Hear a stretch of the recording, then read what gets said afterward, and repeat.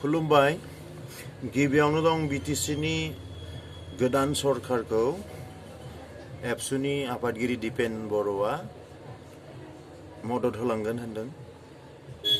बेनिफ्राय बिथाङा हाग्रामा महिलारि बिथांखौ खावलायदों जाहाथे शान्ति सुक्ति जानाय जे माने बिटिआर सुक्ति जानाय बे सुक्तियाव जे दफाफोरा हाबा मावबावनांगौ दङ जे इमप्लिमेन्ट जाबावनांगौ दङ बेफोरखौ जाहाथे मावफुंनायाव मदद होलाङो। मानोना बियो मोनफ्रोमबो बर' जातिनि सार्थआव सुक्ति जानायसो। बेनिफ्राय बिथाङा बुंदों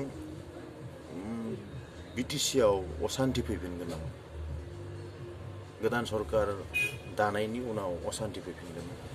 थांनाय 5 बोसोराव शान्तिया दङमोन बेखौ बिथाङा बुंदों। लोगोसे बिथाङा डाइरेक्ट फाइनान्सनि जे मोनसे शान्ति सुक्तियाव दंमोन 6 शिड्युलफ्राव डाइरेक्ट फाइनान्स फैनांगौ होननाय सेन्ट्रेलनिफ्राय, बे दफाखौ बिथाङा थाबैनो मावफुंहोनो नाजागोन होननानै बुंदों। जोङो दा हाग्रामा महिलारि बिथांनि सरकारखौ नेनानै थानांगौ। 5 अक्ट'बराव बिथाङा शपथ ग्रहण लाग्रोनायनि उनाव बिथाङा जोंहा फोथायनाय दं बिथाङा मोजाङै सुख शान्तियै बड'लेण्डखौ सामलायलांगोन। बिथाङा मानोना जोबोद रोंग'सार सासे दैदेनगिरि। बिथाङा 17 बोसोर चिफ जाखांबाय।